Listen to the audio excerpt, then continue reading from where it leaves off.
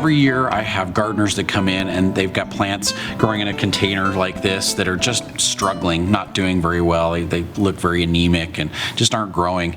And when I start looking at what's going on with the plant, I realize that they've taken soil right from their garden and put it into the pot, and it just suffocates the plants. They just don't do well in there. There's a very big difference between garden soil and potting soil. Garden soil needs to stay in the garden, and potting soil is what we're going to put into the pots to allow the plants to really thrive and to grow and to reach their potential in a container. And the real difference is garden soil has at least some content of clay in there. And you take that soil, you put it into a pot, you water it, it turns really wet, but eventually it's going to dry out. And when it dries out, it turns into a brick, and it just doesn't drain properly. It just clumps up, and it really will suffocate the roots.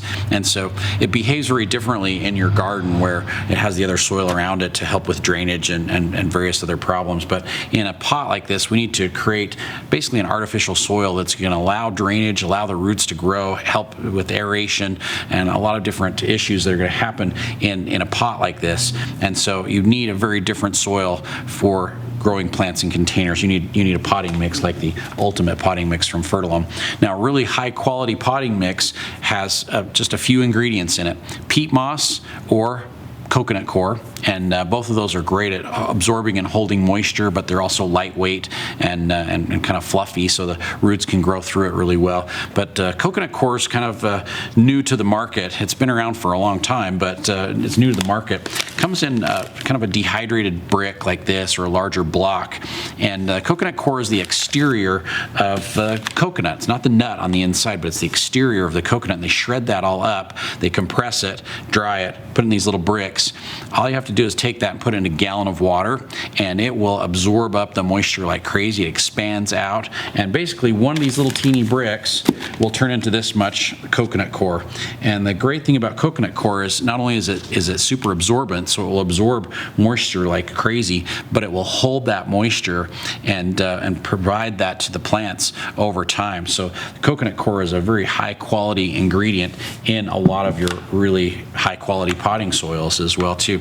But other than peat moss and coconut coir, a lot of the ingredients are just fairly common. Perlite, perlite is pumice. It's a very lightweight mineral. It comes out of the ground, and it absorbs a little bit of moisture, but it's great for keeping the soil from clumping up. So it really kind of helps the soil from clumping and clotting together, and it really helps with drainage, but it also holds moisture as well too.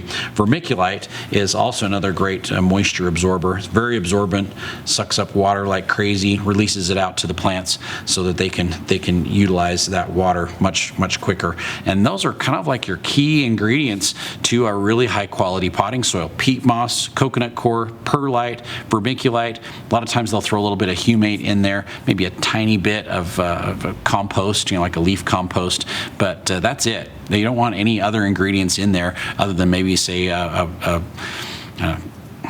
little bit of fertilizer, maybe a little bit of a wetting agent to help the water penetrate into the soil a lot better. But most of your really good quality potting soils only have those ingredients. There's no bark, there's no filler, there's no junk in there. And you can see what a nice potting soil looks like. You can see the perlite, you can see the vermiculite in there, and it's mostly peat moss. This is a peat moss blend for seed starting, and so it's a really lightweight blend, but no bark, no junk in there, and that's what you're really looking for to really have a great potting soil. If you're struggling with a little bit of drainage, a material like zeolite would be excellent. This is great for raised beds, great for gardens to help break up clay and allow for more drainage. But this rock that looks like cat litter absorbs and holds moisture like crazy. So this is a great amendment to put into raised beds and gardens, but also into your containers if you're struggling with a little bit of drainage as well too.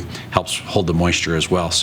So many potting soils out there. Make sure you look at the ingredients on the back of the bag. That the #1 ingredient is either peat moss or coconut coir, and then you've got perlite, vermiculite, maybe some humate, and those are the critical parts of a high quality potting mix that you're going to be looking for to be really successful when you're growing plants in containers.